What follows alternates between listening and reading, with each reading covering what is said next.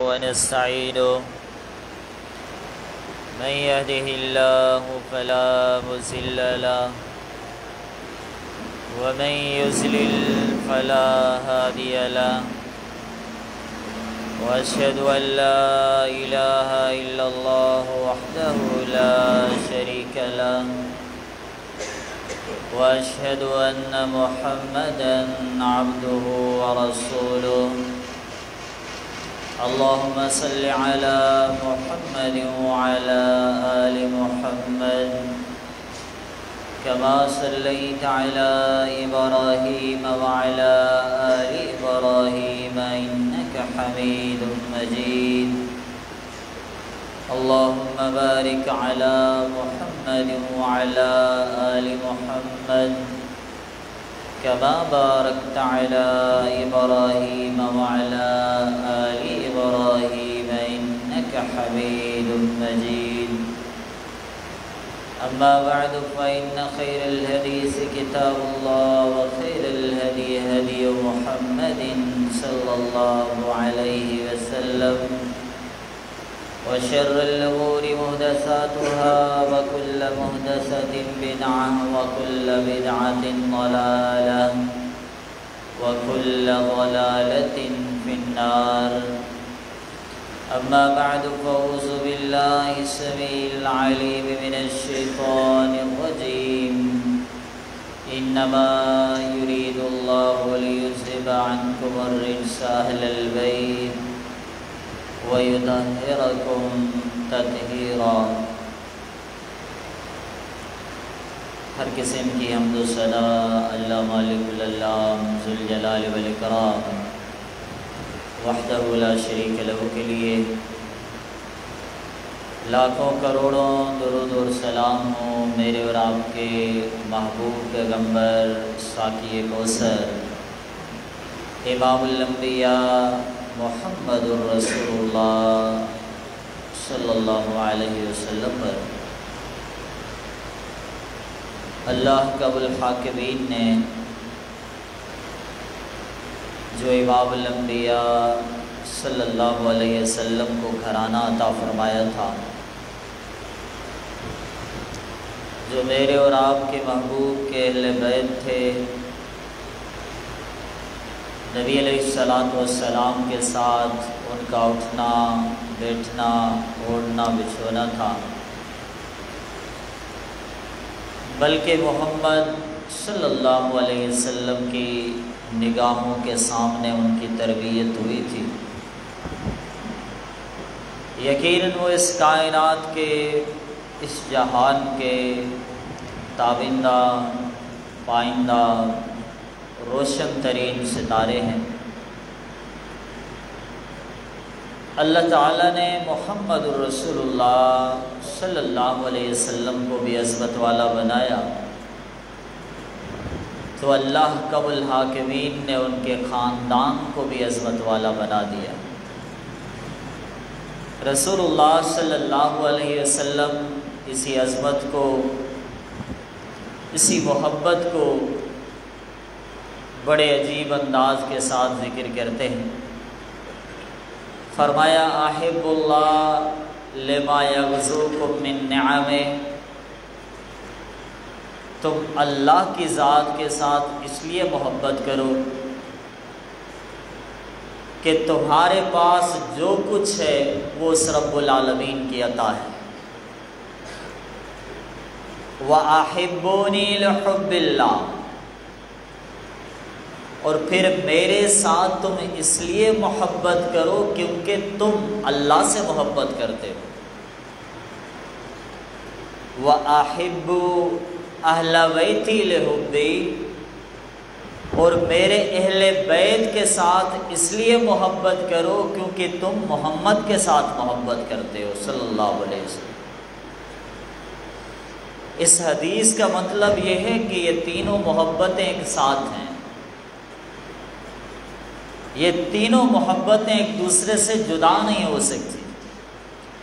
اللہ سے محبت کرو کہ وہ تمہیں نعمتیں عطا کرتا ہے، میری ذات سے محبت کرو کیونکہ تم اللہ سے محبت کرتے ہو، میرے اہل بیت کے ساتھ محبت کرو کیونکہ تم محمد الرسول اللہ صلی اللہ علیہ وسلم سے محبت کرتے ہو۔ اور کسی مقام پر آپ نے یوں فرمایا کہ جس دل میں اہل بیت کا بغض آ جائے، جس دل میں محمد الرسول اللہ صلی اللہ علیہ وسلم کے گھرانے کے لیے نفرتیں، حسد اور عناد جمع ہو جائے، اللہ ایسے شخص کو کبھی بھی جنت عطا نہیں کرے گا، اللہ اسے ہمیشہ کے لیے جنت سے محروم کر دے گا، کیونکہ یہ خاندان اتنا عظیم ہے۔ میرے بھائیو، کیا خیال ہے اگر کسی والد کو اپنے بیٹے کے ساتھ محبت ہوتی ہے تو اپنے دوست احباب کو بتائے گا، رشتہ داروں کو بتائے گا، جہاں جہاں اس کے روابط ہوں گے وہاں وہاں تذکرے کرے گا کہ مجھے اپنے اس بیٹے کے ساتھ اتنی پھر اتنی بے انتہا محبتیں ہیں، لیکن جب رحمت للعالمین کو اپنے نواسوں سے محبت تھی تو اس محبت کے بیان کرنے کے جذبات بڑے عجیب تھے۔ آپ صلی اللہ علیہ وسلم کے سامنے موجود ہیں، آپ فرماتے تھے اللہم انی احبہما، دنیا والوں تمہیں محبت ہوتی ہے، تم دنیا والوں کو بتاتے ہو، لیکن پیغمبر کو اپنے نواسوں سے محبت ہے، وہ ڈائریکٹ اپنے رب کو بتا رہے ہیں، اپنے مالک، اپنے پروردگار، اپنے خالق کو بتا رہے ہیں اللہم انی احبہما، اللہ مجھے ان دونوں شہزادوں کے ساتھ محبت، فَأَحِبَّ مَن يُحِبُّهُمَا، اللہ جو ان دونوں سے محبت کرے تو بھی اس سے محبت کرنا، وَأَبْغِضْ مَن أَبْغَضَهُمَا، اللہ جو ان دونوں سے نفرت رکھے، بغض رکھے، اللہ تو بھی اس سے بغض رکھے۔ رسول اللہ صلی اللہ علیہ وسلم نے اپنی محبت کو اس انداز سے بیان کیا، اپنے اہل بیت کے اس طرح سے تذکرے فرمائے، رب العالمین کو اپنی محبتیں بتائی ہیں کہ اللہ میں ان کے ساتھ محبت کرتا ہوں۔ کبھی آپ فرماتے ہیں ہما ریحانتی من الدنیا، یہ جو حسن و حسین ہیں رضی اللہ عنہما، یہ محمد کے دنیا میں دو پھول ہیں صلی اللہ علیہ وسلم، ان کی خوشبو مجھے پسند ہے، ان کی رنگت مجھے پسند ہے، ان کے انداز، ان کے کردار مجھے پسند ہیں۔ ہما ریحانتی من الدنیا، یہ محمد الرسول اللہ صلی اللہ علیہ وسلم کے پھول ہیں۔ امی عائشہ رضی اللہ تعالیٰ عنہ فرماتی ہیں صبح کا وقت تھا، رسول اللہ صلی اللہ علیہ وسلم ایک چادر اوڑھے ہوئے اپنے گھر سے باہر تشریف لاتے ہیں۔ وہ آئے کیا تھے؟ اہل بیت کو تو نبی کے ساتھ محبت تھی، جب رسول اللہ صلی اللہ علیہ وسلم نے کہ نواسوں نے اپنے نانا کو باہر نکلتے ہوئے دیکھا، امی عائشہ رضی اللہ تعالیٰ عنہ فرماتی ہیں جاء الحسن فادخلا، حسن رضی اللہ تعالیٰ عنہ آئے، نبی علیہ السلام نے انہیں اپنی چادر کے نیچے جگہ دی، ثم جاء الحسین فادخلا، پھر حسین رضی اللہ تعالیٰ عنہ آئے، نبی علیہ السلام نے انہیں اپنی چادر کے نیچے جگہ دی، پھر اس کے بعد جاءت فاطمہ فادخلہا، فاطمہ رضی اللہ تعالیٰ عنہ آئیں، نبی علیہ السلام نے انہیں اپنی چادر کے نیچے جگہ دی، ثم جاء علی فادخلا، علی رضی اللہ تعالیٰ عنہ آئے، اسے بھی رسول اللہ صلی اللہ علیہ وسلم نے اپنی چادر پر جگہ دی، اور پھر کیا ہوا؟ پھر رب العالمین سے گویا ہوئے، کہنے لگے اللہم ہؤلاء اہل بیتی، اللہ یہ محمد کے اہل بیت ہیں صلی اللہ علیہ وسلم۔ پھر آپ نے قرآن کی آیت تلاوت کی انما یرید اللہ لیذھب عنکم الرجس اہل البیت ویطہرکم تطہیرا، رب العالمین چاہتا ہے کہ جتنی بھی نجاست ہے، جو بھی رجس ہے، رب العالمین تم اہل بیت سے ہٹا دے اور ہمیشہ کے لیے اللہ تمہیں پاک کر دے۔ میرے بھائیوں، یہ اہل بیت ہیں، یہ محمد رسول اللہ صلی اللہ علیہ وسلم کا خاندان ہے۔ کیا خیال ہے وہ کتنے عظیم ہوں گے جنہوں نے پرورش بھی پائی تو محمد کی نگاہوں کے سامنے صلی اللہ علیہ وسلم، جن کے حصے میں پیار آیا تو رحمت للعالمین صلی اللہ علیہ وسلم کا پیار آیا، جن کو بازوؤں میں لیا تو امام الانبیاء نے لیا، جن کے سر، چہرے، پیشانی کے بوسے لیے تو محمد الرسول اللہ صلی اللہ علیہ وسلم نے ان کے بوسے لیے۔ وہ ہستیاں کتنی عظیم ہوں گی جن کی تربیت خود محمد الرسول اللہ صلی اللہ علیہ وسلم کرتے تھے، بتاتے تھے، سمجھاتے تھے، بیٹے نماز ایسے پڑھی جائے گی، یاد کرواتے تھے، بیٹے حسن قنوت اس طرح پڑھی جائے گی۔ وہ تربیت کرتے تھے کہ تہجد کا ٹائم کیا ہوتا ہے، نماز کا ٹائم کیا ہوتا ہے۔ پیار اتنا تھا کہ اس پیار کی انتہا تھی۔ مسجد نبوی میں رسول اللہ صلی اللہ علیہ وسلم ممبر پر موجود ہیں، خطبہ جاری اور ساری ہے۔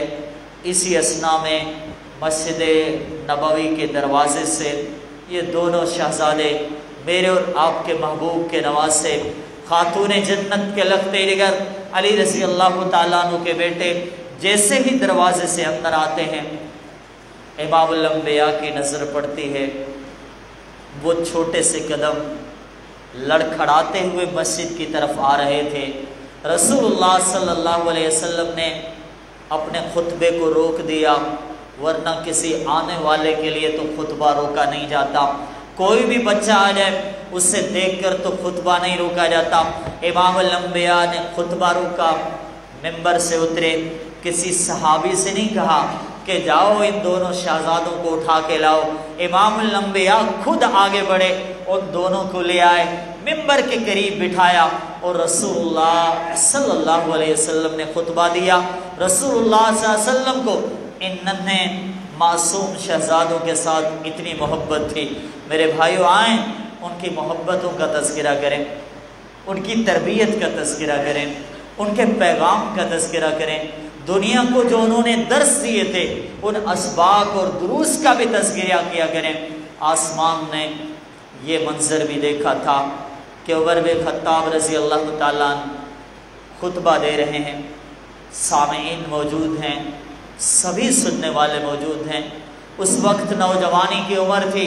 حسین رضی اللہ تعالیٰ عنہ تشریف لاتے ہیں، آئے ممبر کے قریب کھڑے ہوئے، کہنے لگے انزل عن ممبر ابی الی ممبر ابی، اے عمر یہ تو حسین کے نانا کا ممبر ہے، اس ممبر سے اترو، تمہارے بابا کا کوئی ممبر ہوگا، اس ممبر پر چلے جاؤ۔ اللہ اکبر۔ نوجوان تھے، بظاہر ان الفاظ میں سختی نظر آتی ہے، لیکن سامنے سے پھر جواب کیا آتا ہے۔ عمر بن خطاب رضی اللہ عنہ جیسے شخص، الفاظ میں بظاہر سختی ضرور تھی، لیکن جواب کیا آیا؟ حسین رضی اللہ عنہ کو قریب بلایا، اتنا قریب بلایا، پکڑا جس ممبر پہ آپ بیٹھے تھے۔ عمر بن خطاب نے حسین کو اپنے ساتھ ممبر پہ بٹھا دیا رضی اللہ تعالیٰ عنہ۔ دنیا تو کہتی ہے ناراض سے، دنیا تو کہتی ہے نفرتیں تھیں، عمر رضی اللہ تعالیٰ عنہ نے حسین رضی اللہ تعالیٰ عنہ کو اپنے ممبر پر بٹھا دیا اور بڑے پیار سے گویا ہوئے، بڑی محبت اور شفقت کے ساتھ کہنے لگے، حسین رضی اللہ عنہ تم نے ٹھیک کہا، برابر یہ آپ کے نانا ابو محمد کا ممبر ہے صلی اللہ علیہ وسلم۔ میں بھی کہتا ہوں کہ میرے ابا کا کوئی ممبر نہیں ہے، آج اگر میں بھی بیٹھا ہوں تو یہ حسین آپ کے نانا ابو محمد رسول اللہ صلی اللہ علیہ وسلم کے ممبر پر بیٹھا ہوں۔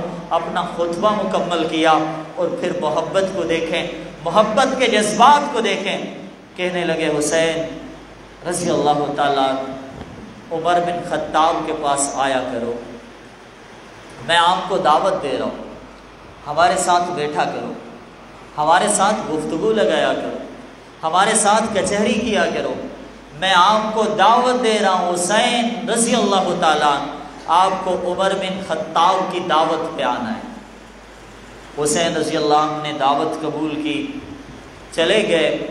چند دنوں کے بعد دعوت کی قبولیت کے بعد حاضری دینی تھی، عمر بن خطاب رضی اللہ تعالیٰ عنہ کے پاس دعوت قبول کر کے آنے لگے۔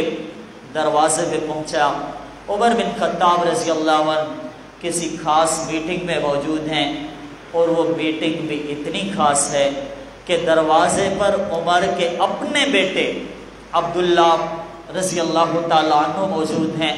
یاد رکھنا وہ صحابی بھی ہیں، خالی صحابی نہیں، صحابہ کے عالم بھی ہیں، احادیث کے حافظ بھی ہیں، شہر مدینہ کے مفتی بھی ہیں۔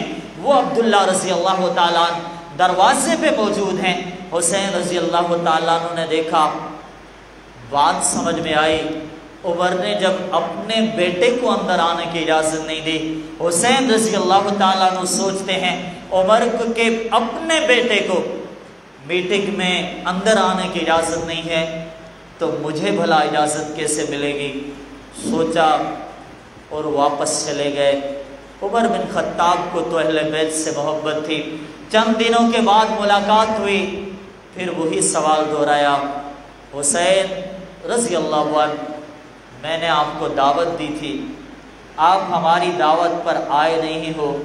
کہا عمر میں آیا تھا، لیکن جب آپ کے بیٹے کو اندر آنے کی اجازت نہیں تھی تو میں بھلا کیسے آ سکتا تھا؟ میرے بھائیو اب یہ جواب بھی سنیں، جواب یاد بھی رکھیں۔ صحابہ کو اہل بیت کے ساتھ کتنی محبت تھی، خلفائے راشدین کو حسین رضی اللہ عنہ کے ساتھ کتنی محبت تھی۔ کہنے لگے حسین میرا بیٹا میرے دروازے پہ آئے، اسے تو ضرورت ہوتی ہے کہ اجازت مانگے پھر عمر کے پاس آئے، لیکن حسین تمہیں اجازت مانگنے کی کوئی ضرورت نہیں، تم بغیر اجازت کے اندر آ جاتے۔ یہ تو تمہارا مقام ہے، یہ تو تمہارا منصب ہے، یہ تو تمہاری حیثیت ہے، تم واپس کیوں چلے گئے؟ میں تو کہتا ہوں تم بغیر اجازت کے عمر بن خطاب کے پاس تشریف لاتے رضی اللہ تعالیٰ عنہما۔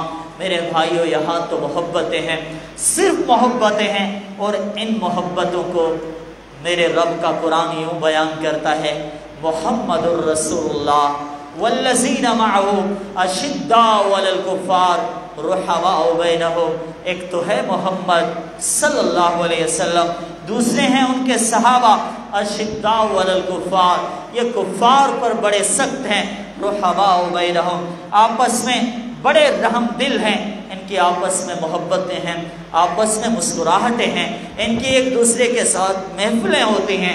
عصر کی نماز ختم ہوئی، ابو بکر بھی نکلے، علی مرتضیٰ رضی اللہ تعالیٰ عنہ بھی نکلے۔ سامنے دیکھا گلی میں چھوٹے ننھے بچے کھیلنے میں مصروف ہیں، اور چھوٹے بچوں میں حسن رضی اللہ تعالیٰ عنہ بھی موجود ہیں۔ علی تو بابا تھے نا، بابا اپنے بیٹے کو اپنے کندھے پہ اٹھا لیتے، موقع تو یہی تھا، منظر تو یہی تھا، لیکن یہ منظر بڑا عجیب تھا۔ علی رضی اللہ تعالیٰ عنہ بھی موجود ہیں، ابو بکر رضی اللہ تعالیٰ عنہ آگے بڑھے، حسن کو پکڑا، پیار کیا، بڑی محبت کے ساتھ اپنے بازوں میں لیا، اٹھایا زمین سے، اپنے کندھے پہ بٹھا دیا۔ یہ منظر علی مرتضیٰ رضی اللہ عنہ بھی دیکھ رہے ہیں۔ کندھے پہ بٹھانے کے بعد گویا ہوئے، کہا میں جانتا ہوں جس حسن کو میں نے کندھے پہ اٹھا لیا ہے اس حسن کا چہرہ تو محمد کے چہرے سے ملتا ہے صلی اللہ علیہ وسلم۔ یہ الفاظ سب نے سنے، علی رضی اللہ تعالیٰ عنہ نے بھی سنے۔ حدیث کے الفاظ ہیں وَعَلِيٌّ يَضْحَكُ، ابو بکر کے الفاظ سن کر علی مرتضیٰ رضی اللہ عنہ مسکرانے لگے۔ میرے بھائیو یہاں پر تو محبت ہے، یہاں پر تو مسکراہٹیں۔ آپ کو کس نے کہا کہ ان کا نام لے کر، اہل بیت کا نام لے کر صحابہ پر لعن و طعن کیے جائے، صحابہ پر تبرہ بازی کی جائے، صحابہ کے لیے نفرت کی بات کی جائے، صحابہ کے لیے انتقام کی بات کی جائے؟ اللہ اکبر، جو اتنی محبتیں کرتے تھے، جو اتنی محبتیں کرتے تھے، کیا آپ کی عقل مانتی ہے؟ کیا کوئی صاحب عقل مان سکتا ہے کہ ان کے دل میں دغا تھی؟ کیا کوئی صاحب عقل مان سکتا ہے کہ ان کی دلوں میں اہل بیت کے لیے نفرتیں تھیں؟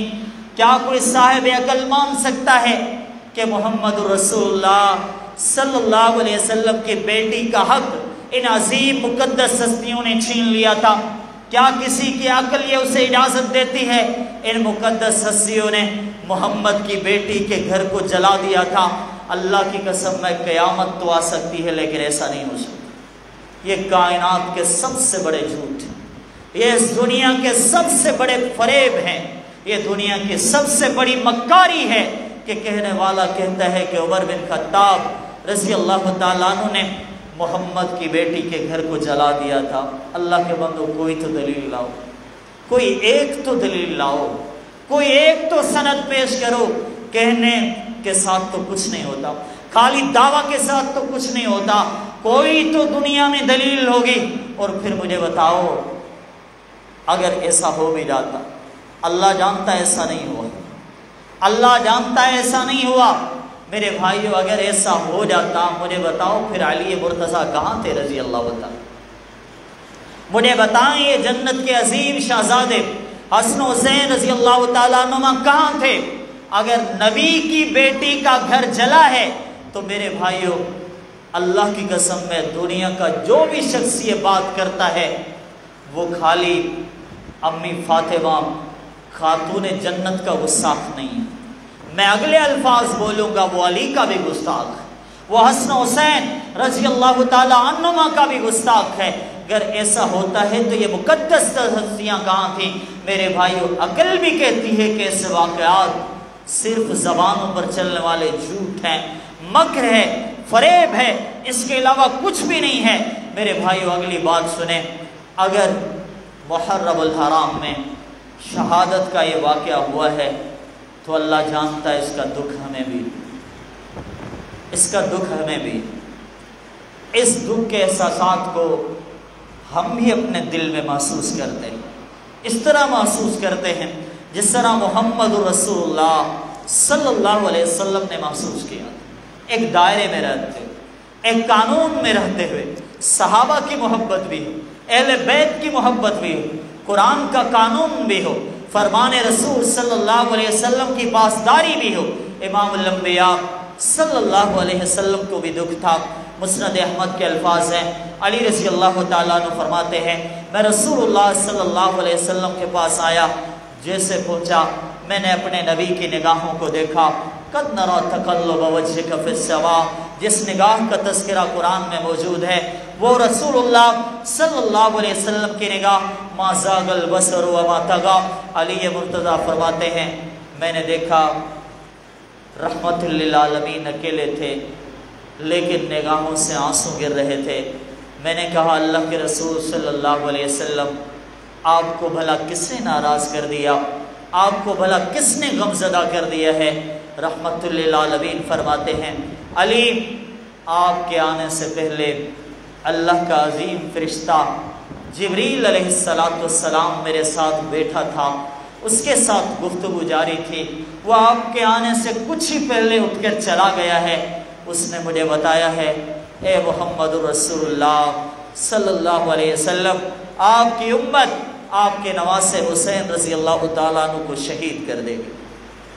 میرے بھائیو رسول اللہ صلی اللہ علیہ وسلم کو ضرور دکھ تھا، نبی علیہ السلام بھی غم زدہ تھے، لیکن یاد رکھیں اس غم کے قانون ہوتے ہیں، اس غم کے اصول ہوتے ہیں جن قوانین کو رب العالمین نے یوں بیان فرمایا وَلَنَبْلُوَنَّكُمْ بِشَيْءٍ مِّنَ الْخَوْفِ وَالْجُوعِ وَنَقْصٍ مِّنَ الْأَمْوَالِ وَالْأَنفُسِ وَالثَّمَرَاتِ، ہم تمہیں آزمائیں گے بِشَيْءٍ مِّنَ الْخَوْفِ، کبھی بھوک خوف دے کر آزمائیں گے، وَالْجُوعِ کبھی بھوک دے کر آزمائیں گے، وَنَقْصٍ مِّنَ الْأَمْوَالِ کبھی اموال میں خسارہ دے کر آزمائیں گے، وَالْأَنفُسِ کبھی جانیں لے کر آزمائیں گے، وَالثَّمَرَاتِ کبھی زراعتوں میں نقصان دے کر آزمائیں گے، وَبَشِّرِ الصَّابِرِينَ سبھی امتحان آئیں گے، لیکن خوشخبری انہیں سنا دو جو صبر کرنے والے ہیں۔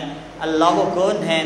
الذین اذا اصابتہم مصیبہ، ان پر جب بھی کوئی مصیبت آتی ہے وہ فوراً کہتے ہیں انا للہ و انا الیہ راجعون، وہ چہرے پہ تھپڑ نہیں مارتے، وہ اپنا گریبان چاک نہیں کرتے، وہ اپنے سینے پر اپنی کمر پر ضربے نہیں لگاتے، بلکہ وہ کہتے ہیں انا للہ، ہم بھی اللہ کے لیے ہیں، ہم بھی رب العالمین کی طرف لوٹ کے جانے والے ہیں۔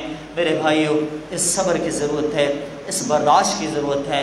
آئیں اس محرم الحرام میں ذمہ داری کا مظاہرہ کریں، کسی صحابی کی گستاخی نہ ہونے پائے، اہل بیت کے کسی فرد کی گستاخی نہ ہونے پائے۔ جہاں پر ہمارے بھائی نادان ہیں، جہالت کا ارتکاب کرتے ہوئے، نادانی میں اگر کوئی غلطی کر بیٹھتے ہیں تو ہم ہی ہیں، ہم نے انہیں سمجھانا ہے، ہم نے انہیں نصیحتیں کرنی ہیں ادب کے دائرے میں، احترام کے دائرے میں۔ دعا ہے اللہ مجھے آپ کو اہل بیت کی حقیقی محبت عطا فرمائے، رسول اللہ صلی اللہ علیہ وسلم کے دو پھول، جنت کے نوجوانوں کے سردار حسن حسین رضی اللہ تعالیٰ عنہما کی اللہ مجھے اور آپ کو حقیقی محبت عطا فرمائے، آمین۔ وآخر دعوانا ان الحمد للہ رب العالمین۔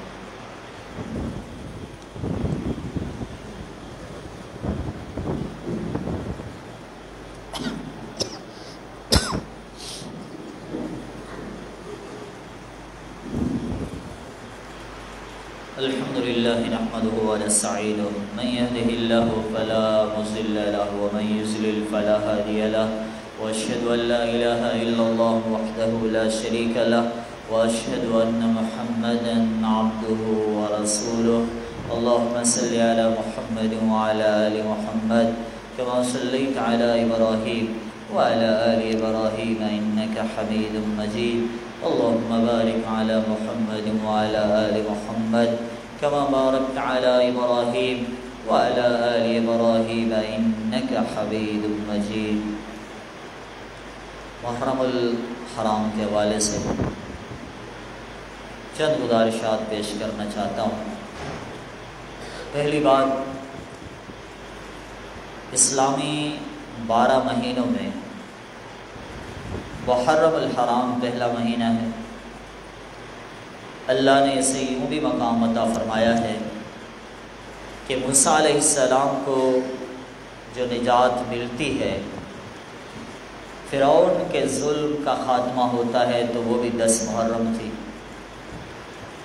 اور اسی مقام کو بطور شکر رسول اللہ صلی اللہ علیہ وسلم نے یوں ظاہر کیا کہ رسول اللہ صلی اللہ علیہ وسلم 10 محرم کا روزہ رکھتے تھے، اور اس کی فضیلت بھی بتلائی کہ اگر کوئی روزہ رکھے اخلاص کے ساتھ تو اللہ رب العالمین اس کے گزشتہ سال کے گناہ معاف کر دے گا۔ اسی نسبت سے دوسرا مسئلہ یہ ہے میرے بھائیوں، اسلامی تاریخ کا جو پہلو ہے اس میں مجھے اور آپ کو بے انتہا محتاط رہنے کی ضرورت ہے۔ ہم اپنے کئی بھائیوں سے سنتے ہیں جھوٹ ہو، کوئی کذاب راوی ہو، کوئی پرلے درجے کا جھوٹا راوی ہو، اس کا قول تاریخ میں موجود ہوتا ہے، ہمارے بھائی اسے لے کر بیان کرنا شروع کر دیتے ہیں، حالانکہ اس کے پیچھے کوئی حقیقت نہیں ہوتی۔ تاریخ کا فن اس کو سمجھنا بے انتہا مشکل ہے۔ آپ اگر کوئی بھی بات کرتے ہیں، مثال کے طور پر آپ حوالہ دے رہے ہیں، تاریخ ابن کثیر میں کربلا کا واقعہ موجود ہے، آپ کہتے ہیں میں نے پڑھا ہے۔ تاریخ طبری میں کربلا کا واقعہ موجود ہے، آپ کہتے ہیں میں نے پڑھا ہے۔ میرے بھائیو، اگلا قرض آپ پر باقی ہے، خالی پڑھنے سے کچھ نہیں ہوتا۔ بات یہ ہے کہ اس کا پروف اور اس کی سند آپ کے پاس کیا ہے۔ ویسے تو پوری دنیا میں کتابیں بھری پڑی، آپ اس کی تصدیق کیسے کریں گے؟ آپ کیسے مانیں گے کہ یہ سچ ہے؟ اس لیے میرے بھائیو، کوئی بھی بندہ کوئی بھی بات کرتا ہے، یہ اصول ذہن میں رکھیں، جب تک سند بیان نہ کی جائے، مستند کتاب کا حوالہ نہ دیا جائے، جب صحیح سند پیش نہ کی جائے، تب تک اس کی بات قابل تسلیم نہیں ہوتی۔ ہمارے اہل حدیث بھائی بھی متاثر ہو جاتے ہیں، کہتے ہیں ہاں اس نے تو حوالہ دیا تھا۔ میرے بھائیو، سند پیش کریں اور صحیح سند پیش کریں، تب جا کے بات بنتی ہے کہ آپ کی بات واقعی ٹھیک ہے۔ اس لیے مجھے اور آپ کو صحابہ کے حوالے سے محتاط رہنے کی ضرورت ہے۔ تیسری بات یہ ہے، اگر کوئی بھی شخص اس انداز سے گویا ہوتا ہے کہ وہ صحابی پر اعتراض کر رہا ہے، پھر اس کے اعتراض کے نشانے پہ ابو بکر ہوں، عمر ہوں، عثمان ہوں، علی ہوں، حسن حسین رضی اللہ عنہما ہوں، معاویہ رضی اللہ تعالیٰ عنہ ہو، عائشہ رضی اللہ تعالیٰ عنہ ہو، حفصہ رضی اللہ تعالیٰ عنہ ہو، اناؤ رضوان اللہ علیہم اجمعین جتنے بھی ہوں، اگر کوئی شخص اس انداز سے بات کر رہا ہے کہ اس کے انداز سے صحابہ پر اعتراض ہوتا ہے، صحابہ پر الزام ثابت ہو جاتا ہے، میرے بھائیو یاد رکھنا یہ مکار ہے، یہ فریبی ہے، یہ دھوکے باز ہے، آپ کے دل میں شبہات پیدا کرنا چاہتا ہے کہ آپ صحابہ پہ اعتراض کریں، پھر صحابہ کے اعتراض کے بعد خلفاء راشدین پر اعتراض کریں، پھر اہل بیت پر اعتراض کریں، پھر صحابہ کی سچائی پر اعتراض کریں، اور اس ظالم کا اختتام یہاں تک ہوتا ہے کہ آخر میں وہ کہہ دے گا نبی کے صحابہ جھوٹے تھے، لہذا نعوذ باللہ قرآن بھی جھوٹا ہے۔ اور یہ سچ ہے، میں خالی الفاظ نہیں کہہ رہا، اور یہ سچ ہے کہ وہ لوگوں کا عقیدہ ہے نعوذ باللہ ثم نعوذ باللہ صحابہ بھی سچے نہیں تھے، ان کا جمع کردہ قرآن بھی سچا نہیں ہے۔ اگر کوئی کہے ہم حوالے دکھا سکتے ہیں، ہم ثابت کر سکتے ہیں۔ دیکھیں اگر شکوک اور شبہات کا دروازہ کھلے گا تو بات پھر رب کے قرآن تک چلی جائے گی، بات محمد رسول اللہ صلی اللہ علیہ وسلم کی ذات، ان کے اہل بیت پر جائے گی، لہذا آپ رک جائیں، کسی صحابی پر کوئی اعتراض نہ کریں۔ اور پھر دوسری بات، محرم الحرام میں غیر اللہ کے نام پر نظر و نیاز ہوتی ہے، اکثر ہمارے بھائی بھی شبہات کا شکار ہوتے ہیں۔ میرے بھائیو یاد رکھیں، قرآن کھولیں، اپنے احباب کو بتائیں، سورہ بقرہ ہے آیت نمبر 173 ہے، سورہ مائدہ ہے آیت نمبر 3 ہے۔ اس طرح رب العالمین کے فرامین نے کہ رب کے نام کے علاوہ کوئی بھی چیز اگر دی جاتی ہے غیر اللہ کے نام پر تو وہ حرام ہی ہوتی ہے۔ میرے بھائیو اس لیے محرم الحرام میں یہ میری اور آپ سب احباب کی ذمہ داریاں ہیں جن کے ساتھ ہی ہم نے محرم الحرام کو گزارنا ہے۔ آخر میں اہم اعلان ہے، مجھ سے زیادہ آپ میڈیا سے واقف ہوں گے، مجھ سے زیادہ بہتر شاید آپ یہ بات جانتے ہوں گے کہ سیلاب سے ہمارے کئی مسلمان بھائی متاثر ہو چکے ہیں، کئی ہمارے بھائی بے گھر ہو چکے ہیں، کئی پریشان حال موجود ہے۔ اگر کسی کا بنا ہوا گھر اجڑ جاتا ہے، ویران ہو جاتا ہے، وہ کھلے آسمان تلے بیٹھتا ہے، خواتین بھی ان کے ساتھ ہوتی ہیں، ان کے ساتھ پردے کے مسائل بھی ہوتے ہیں۔ میرے بھائیو ان حالات میں میری اور آپ کی یہ ذمہ داری بنتی ہے، ہم سیلاب زدگان کی بڑھ چڑھ کر مدد کریں، ہم سے جتنا بھی ہو سکتا ہے ہم آگے بڑھیں، ان کے ساتھ ہم تعاون کریں۔ اسی حوالے سے امیر محترم فضیلت الشیخ العلامہ عبداللہ ناصر رحمانی حفظہ اللہ جو ہماری جماعت کے امیر ہیں، ان کی طرف سے یہ حکم ملا ہے کہ ہم سب مل کر سیلاب زدگان سے تعاون کریں گے۔ اور میں سمجھتا ہوں شاید جب سے میں اس مسجد کے میں خطیب بنا ہوں، امیر صاحب کی طرف سے ہماری جماعت کے لیے یہ پہلا حکم آیا ہے۔ اس سے آپ اس کی اہمیت سمجھ سکتے ہیں، آپ اس کی اہمیت کا اندازہ کر سکتے ہیں کہ معاملہ کتنا اہم ہے۔ ان کی طرف سے یہ حکم ملا ہے کہ ہم سب نے مل کر ان سیلاب زدگان کا انشاءاللہ معاون بننا ہے۔ نماز کے بعد ہمارا بھائی باہر موجود ہوگا، میں تمام حضرات سے گزارش کرتا ہوں کہ بڑھ چڑھ کر نماز کے بعد بھی تعاون کریں، یا اس کے بعد بھی جتنا آپ سے ہو سکے ہمارے ساتھ رابطے میں آئیں، سیلاب زدگان کے لیے ضرور تعاون کریں۔ اللہ سب کو جزائے خیر عطا فرمائے، آمین۔ وآخر دعوانا الحمدللہ رب العالمین۔